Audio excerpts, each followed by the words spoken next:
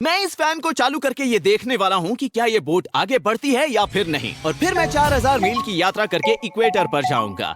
मैं इस वक्त नॉर्दर्न और सदर्न हेमिस्फीयर्स के बीच खड़ा हूँ, क्योंकि ये जो लाइन है वो इक्वेटर है, और मैं यहाँ ये जांच करने आया हूँ कि टूरिस्ट को दिखाया जाने वाला ये डेमो क्या एक स्कैम है। ये लोग एक बेसिन में पानी डालते हैं और फिर ये दिखाते हैं कि इक्वेटर के उत्तरी भाग में पानी एंटी क्लॉकवाइज स्पिन होता है, और फिर कुछ ही फीट दूर इक्वेटर के दक्षिणी ओर पानी उल्टी तरफ घूमते हुए खाली होता है। और शायद आपने ये भी सुना है कि इक्वेटर के ऑपोजिट किनारों पर टॉयलेट्स विपरीत दिशाओं में फ्लश होते हैं, और हम यहाँ सच्चाई का खुलासा करने आए हैं। लेकिन मैं सिर्फ इतने में नहीं रुकने वाला, क्योंकि आज हम सिंपल डेमोन्स्ट्रेशंस के जरिए 6 अलग अलग फिजिक्स और इंजीनियरिंग पहेलियों की जांच करने जा रहे हैं, क्योंकि इस वीडियो के अंत तक हम चाहते हैं कि आपको सही जवाब पता होने के साथ साथ ये भी पता चले कि वो सही जवाब सही क्यों है। तो शुरू करने के लिए, क्योंकि हम हेमिस्फीयर्स की बात कर रहे हैं, क्या आप जानते हैं कि कनाडा जैसी नॉर्दर्न हेमिस्फीयर वाली जगह से चांद कुछ ऐसा दिखाई देता है, जबकि ऑस्ट्रेलिया जैसी सदर्न हेमिस्फीयर वाली जगह से कुछ ऐसा। चांद उल्टा दिखता है। और इस मजेदार फैक्ट को जानने से भी ज्यादा मजेदार है इसके पीछे का कारण जानना। अभी बताता हूँ कि क्यों। जैसा कि हम सब जानते हैं, पृथ्वी एक स्फीयर है। तो अगर आप नॉर्दर्न हेमिस्फीयर के नॉर्थ पोल पर खड़े सुपरमैन होते तो आप कुछ ऐसे दिखते, लेकिन अगर आप सदर्न हेमिस्फीयर के साउथ पोल पर खड़े थॉर होते तो आप ऐसे दिखते। अब हमें पता है कि मून पृथ्वी का कुछ इस तरीके से चक्कर लगाता है। अब मैं इस पर एक एरो बनाऊंगा ताकि हम इसके ओरिएंटेशन पर नजर रख पाए। तो अब नॉर्थ पोल पर खड़े सुपरमैन के लिए ये एरो ऊपर की ओर पॉइंट कर रहा होगा, लेकिन साउथ पोल पर खड़े थॉर के लिए ये एरो नीचे की तरफ पॉइंट कर रहा होगा, उसके नजरिए से देखें तो। और मैं जानता हूँ कि आप क्या सोच रहे हैं। अगर ये सब सच है तो इक्वेटर पर खड़े स्पाइडरमैन के लिए ये एरो किस ओर पॉइंट कर रहा होगा? वेल, हमारे इस मॉडल के अनुसार स्पाइडरमैन को मून टेढ़ा दिखना चाहिए, और जैसा कि आप देख सकते हैं यहाँ इक्वेडोर में इक्वेटर के ठीक ऊपर मुझे बताते हुए खुशी हो रही है कि मून वाकई में टेढ़ा नजर आता है। अब साथ में से दूसरे फन फैक्ट के लिए, अगर आप कार्डबोर्ड पर इस तरह से 2 पिन्स लगा दें और फिर उन्हें एक रस्सी से जोड़ें तो इसे ट्रेस करने पर आपको मेरा मनपसंद ज्योमेट्रिक शेप मिलेगा, एक एलिप्स। लेकिन मैं इन पिन होल्स की एक बहुत ही खास बात बताना चाहता हूँ। इन्हें कहते हैं फोकस पॉइंट्स, और इन दोनों फोकस पॉइंट्स में से निकली कोई भी सीधी लाइन एलिप्स से टकराकर हमेशा दूसरे वाले फोकस पॉइंट पर ही जाकर रुकेगी। और ये रहा सबूत, क्योंकि मैंने एक फोकस पॉइंट पर लेजर पॉइंटर लगाया है और दूसरे पर वैक्स बॉल, और इस एलिप्स के अंदर की दीवार कांच की है। और आप देख सकते हैं कि मैं चाहे जहां भी लेजर घुमाऊं वो हमेशा रिफ्लेक्ट होकर सीधे वैक्स पर ही जा गिरेगा। और अब मैं बताता हूँ इससे भी ज्यादा कूल बात। अगर आप एलिप्स के आकार का एक बड़ा कमरा बनाएं और फिर उसके फोकस पॉइंट पर खड़े रहें तो दूसरे फोकस पॉइंट पर खड़े किसी इंसान का खुसफुसाना भी सुन सकते हैं, चाहे वो कई 100 फीट दूर क्यों ना हो, क्योंकि सभी साउंड वेव्स रिफ्लेक्ट होकर सीधे आपके कानों पर ही पड़ेंगी। इनफैक्ट इस तरह का कमरा वाकई में मौजूद है। इसे बनाया था जॉन क्विंसी एडम्स ने यूएस के कैपिटल बिल्डिंग में, और कहा जाता है कि वो अपने दुश्मनों की चालों का पहले ही पता लगा लेते थे जो कमरे के दूसरी तरफ उनके खिलाफ षड्यंत्र रचते। और अब क्योंकि आप इसके पीछे का विज्ञान जानते हैं, आप समझ सकते हैं कि जॉन क्विंसी एडम्स ने अपना डेस्क बाईं तरफ वाले फोकस पॉइंट पर क्यों रखा। अब आते हैं तीसरे नंबर पर। हम सब जानते हैं कि जब हम कार का एक्सेलरेटर जोर से दबाते हैं तो उसके अंदर का सामान पीछे की ओर सरक जाता है, और जब ब्रेक लगाते हैं तो सारा सामान आगे आता है, जिसमें आप भी शामिल हो। इसीलिए हमेशा सीट बेल्ट लगानी चाहिए। तो फिर ऐसा क्यों होता है कि किसी बर्थडे पार्टी में जाते समय जब मैं ब्रेक लगाता हूँ तो केक तो आगे आ जाता है, लेकिन बलून्स पीछे की ओर खिसक जाते हैं? चलो, केक तो आगे इसीलिए आया क्योंकि उसके ऊपर न्यूटन का पहला नियम लागू होता है, जो ये कहता है कि सभी चीजें आलसी होती हैं और वो अपनी जगह से तब तक नहीं हिलेंगी जब तक कोई बल उन्हें मजबूर ना करे। और न्यूटन का दूसरा नियम कहता है कि जितना ज्यादा आपका वजन होगा, आपको अपनी जगह से हिलाने के लिए उतनी ही ज्यादा बल की आवश्यकता होगी। लेकिन एक चीज है जो हम कभी कभी भूल जाते हैं, हमारे आसपास की हवा भी एक तरल है और उसमें भी मास है, उसमें भी कुछ वजन है। इसीलिए तो एयर प्रेशर का अस्तित्व है। हमारे ऊपर बहुत से एयर मॉलिक्यूल्स मौजूद हैं जिनका अपना थोड़ा सा वजन है। मान लीजिए कि हम हवा के ढेर के नीचे दबे हैं, इसीलिए जब आप पहाड़ चढ़ते हैं तो आपका चिप्स का पैकेट फूल जाता है। ऐसा इसलिए है क्योंकि ये हवा के ढेर के ऊपर चला गया है, और अब इसके ऊपर कम हवा है जो इस पर चारों तरफ से दबाव डालेगी। आपको सबूत चाहिए? तो ये रहा एक आसान सा एक्सपेरिमेंट, आपको ये दिखाने के लिए कि हवा का भी वजन होता है। जब मैं इस गुब्बारे को इस साइन पर फेंकता हूँ तो ये हिलता जरूर है, लेकिन गिरता नहीं। अब मैं उसी गुब्बारे को लेकर उसमें थोड़ी और हवा भरूंगा, बस। बाकी सब कुछ ठीक पहले की तरह ही है, लेकिन अब ये उस साइन को गिरा पाता है। तो इसका मतलब है कि हमने सिर्फ थोड़ी हवा डालकर इसका वजन बढ़ा दिया, क्योंकि न्यूटन के दूसरे नियम के अनुसार ही जो चीज जितनी ज्यादा वजनदार होगी उससे दूसरी चीजों को गिराना उतना ही ज्यादा आसान होगा। तो कार में जब आप ब्रेक्स दबाते हैं तो सिर्फ उसमें रखा भारी सामान ही आगे आना नहीं चाहता, बल्कि वो हवा भी आगे आना चाहती है, क्योंकि उसमें भी वजन है। तो मेरे ब्रेक्स दबाने पर कार की सारी हवा भी आगे आती है, और चूंकि वो हवा गुब्बारे की हीलियम गैस से ज्यादा डेंस है, हल्का गुब्बारा पीछे की ओर धकेला जाता है। और हम यही अपेक्षा करेंगे, है ना? हम कहते हैं कि हीलियम बलून हवा में तैरता है या फिर ये पिंग पोंग बॉल पानी में तैरती है। लेकिन असल में हो ये रहा है कि भारी और ज्यादा डेंस चीज, जो इस केस में पानी है, जबरदस्ती लाइन में आगे बढ़ता है, इस बेचारे पिंग पोंग बॉल को रास्ते में पीछे हटाते हुए। इनफैक्ट आप देख सकते हैं कि जब मैं इस जार को इस तरह रखता हूँ तो वही होता है जो कार में हुआ था। जब मैं इसे धक्का देता हूँ तब पानी पीछे आता है, जिससे पिंग पोंग बॉल आगे चली जाती है, और जब ये रुकता है पानी आगे जाकर पिंग पोंग बॉल को पीछे धक्का देता है। और अब नंबर 4 के लिए हम वापस इस बोर्ड पर आते हैं, ये जानने के लिए कि अगर ये सेल बोर्ड हवा से चलते हैं तो फिर वो इस तरह का एक बड़ा फैन लगाकर इसे आगे धकेलने की कोशिश क्यों नहीं करते, कुछ इस तरीके से जिस तरह ये आदमी एक लीफ ब्लोअर और छाते का इस्तेमाल करके अपने स्केट बोर्ड पर घूम रहा है। चलिए इसे समझने के लिए एक फैन से जुड़े ट्रेन कार के सिंपल डेमो की मदद लें। जब मैं फैन चालू करता हूँ, ये दाईं तरफ हवा फेंकता है, तो ट्रेन किस तरफ जाएगी?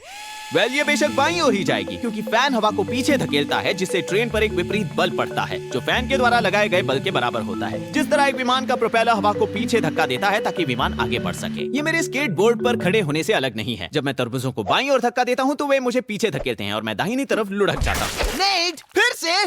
तो अब चलिए यहाँ एक ईंट रख देते हैं ताकि ये कार हिल ना पाए, और फिर एक दूसरी कार जिस पर सेल होगी। अब जब मैं फैन ऑन करूंगा तो ये किस तरफ जाएगा?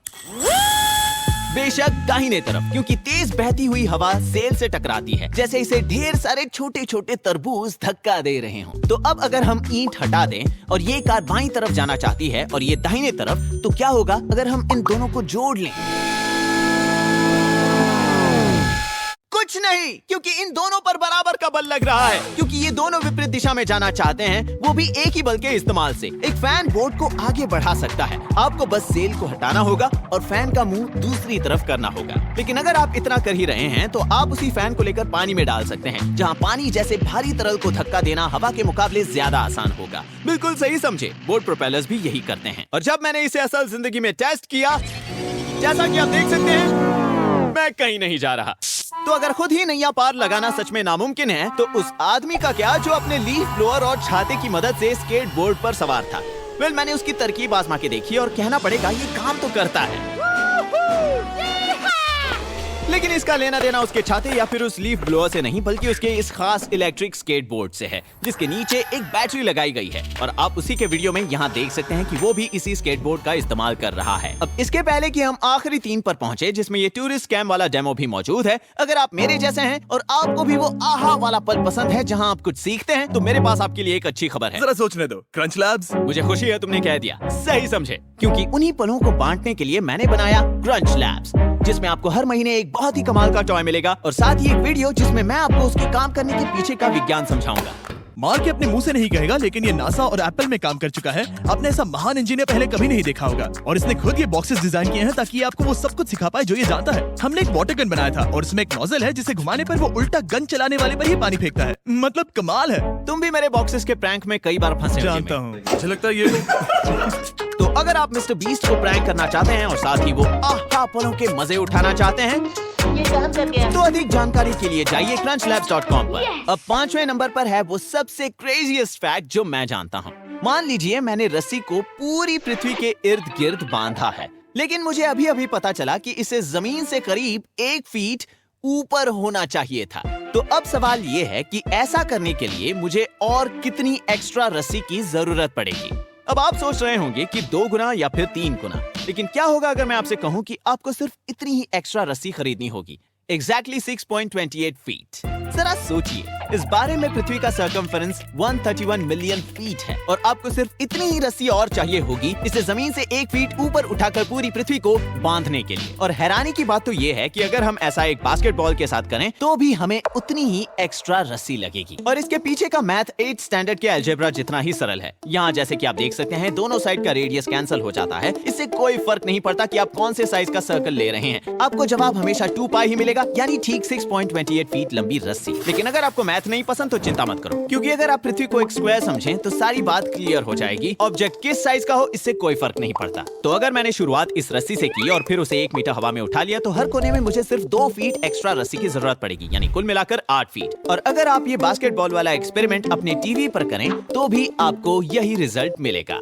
8 एक्स्ट्रा फीट रेक्टेंगल के लिए, जो एक सर्कल के लिए जरूरी एक्स्ट्रा 6.2 फीट के बहुत करीब है। नंबर 6 पर एक किक स्टार्ट प्रोडक्ट है जो कुछ सालों पहले आया था और इसका दावा है कि ये भारी बैग के झटकों को 86% से कम करता है। बैग्स के भविष्य में आपका स्वागत है। आपने कभी ऐसा बैकपैक नहीं देखा होगा जो ऐसे हिलता है और आपको आराम से चलने देता है। और ये सिर्फ दिखावे के लिए नहीं है, वजन को सस्पेंड करके हावरग्लाइड झटकों को 80 से 90% तक कम कर देता है। मेरा इस पर इंटरेस्ट तब आया जब कमेंट सेक्शन में लोग ये चर्चा कर रहे थे कि ये सच में काम आसान करेगा या नहीं। तो आपको क्या लगता है, क्या ये एक स्कैम है? ये स्कैम इसलिए नहीं हो सकता क्योंकि जब आप एक साधारण भारी बैग पहनकर चलते हैं तो हर कदम के साथ वो ऊपर नीचे झटके खाता है, क्योंकि हर कदम पर आप उसके भार को गुरुत्वाकर्षण बल के विरुद्ध खींचते हैं। ये इस वजन को किसी सख्त रस्सी के जरिए ऊपर नीचे करने जैसा है। लेकिन अगर बैग इलास्टिकली सस्पेंडेड होता तो उसका इनर्शिया उसके नीचे या ऊपर ज्यादा उछलने से रोकता। तो इसके जरिए आप अब भी ऊपर नीचे कूद सकते हैं मगर बैग नहीं हिलेगा। ये ऐसा होगा मानो सख्त रस्सी को किसी इलास्टिक रस्सी से बदलना। और आप देख सकते हैं कि अब मुझे अपने हाथ को ऊपर नीचे करने में कोई परेशानी नहीं हो रही क्योंकि वजन उतना हिल नहीं रहा। लेकिन इस आइडिया का विरोध करने वालों ने कहा कि इस सिस्टम को काम करने के लिए जो पुलिस, कॉर्ड्स और एक्स्ट्रा फ्रेम्स चाहिए उनका वजन 4 एक्स्ट्रा पाउंड्स है। और भले ये बाउंस हो या ना हो, यहाँ बात 4 पाउंड्स एक्स्ट्रा वजन लेकर पहाड़ चढ़ने की है। और उस वीडियो में आइडियल केसेस दिखाए गए हैं। असल जिंदगी में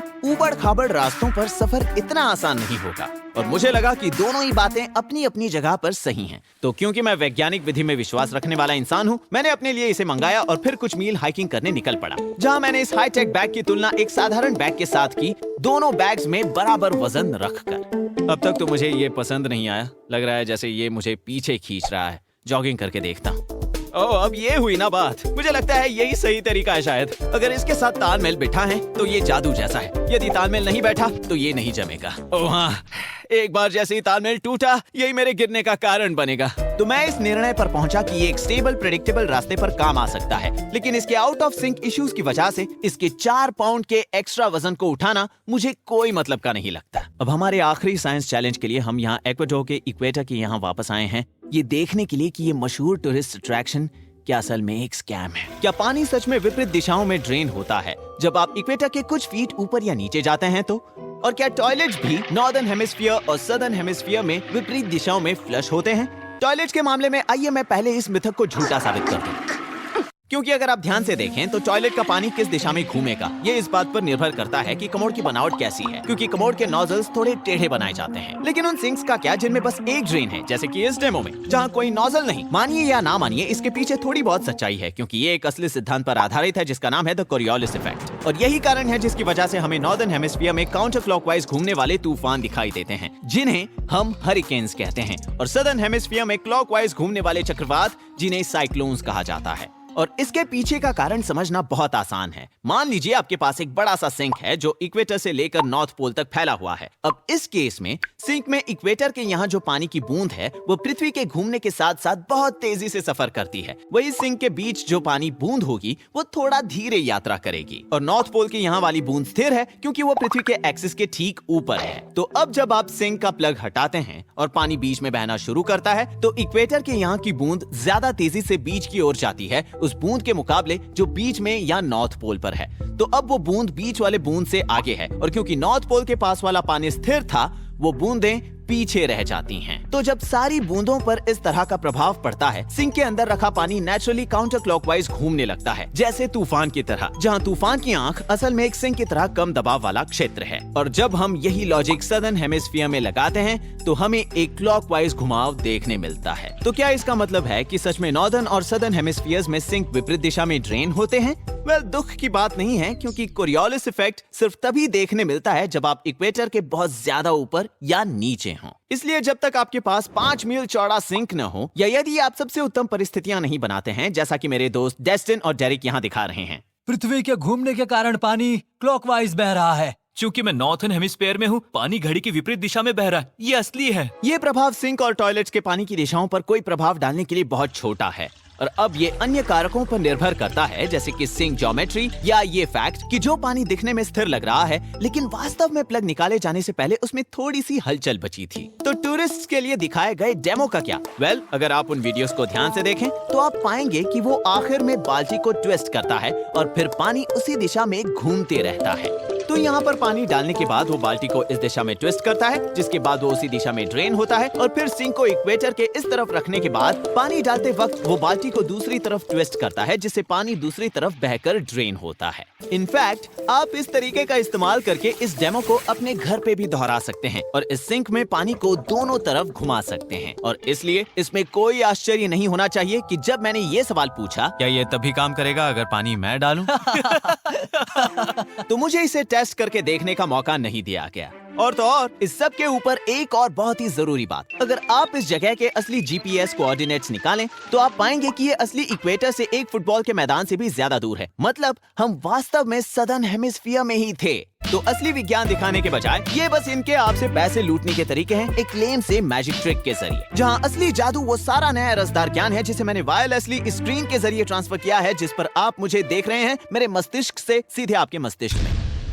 नया साल आ गया, इसका मतलब ये बिल्कुल सही वक्त है कुछ नया सीखने का, क्योंकि कुछ नया सीखने का ये जुनून ही है जिसने मुझे YouTube वीडियोस और क्रंच लैब्स बॉक्सेस बनाने का जोश भरा है, जहां हम हर महीने आपके दरवाजे पर एक मजेदार टॉय भेजते हैं। और आप ना सिर्फ ये सीखेंगे कि एक इंजीनियर की तरह कैसे सोचें और बिल्ड करें, बल्कि उनके काम करने के पीछे का विज्ञान भी सीखेंगे। हर महीने एक नया सिद्धांत होगा और सबसे अच्छी बात ये है कि बिल्कुल जैसे आपको ये वीडियो देखकर आनंद आया होगा, ऐसा लगा ही नहीं कि हम कुछ सीख रहे हैं, क्योंकि हम सब्जियों को छुपाने में एक्सपर्ट हैं। इसे मेरे कहने का ये मतलब है कि 87% बच्चों ने इसे 1 से 10 के बीच वाले स्केल पर 8 रेटिंग दी है। और 4 में से 3 से अधिक माता पिता ने कहा कि बिल्ड बॉक्स मिलने के बाद उनके बच्चे में स्टेम और इंजीनियरिंग के प्रति एक नया जुनून पैदा हुआ। यस। और तो और हर महीने आपको मिलेगा एक प्लैटिनम टिकट जीतने का मौका, और अगर आपको वो मिले तो फिर आपको यहाँ क्रंच लैब जाकर मेरे और मेरी टीम के साथ बिल्ड करने का मौका मिलेगा। अगर आपको अपने सुपर पावर जैसे सीखने के जुनून को जगाए रखना है तो जाइए crunchlabs.com पर या डिस्क्रिप्शन में दिए गए लिंक पर क्लिक करके आज ही अपना बिल्ड बॉक्स सब्सक्रिप्शन लें। Thanks for watching.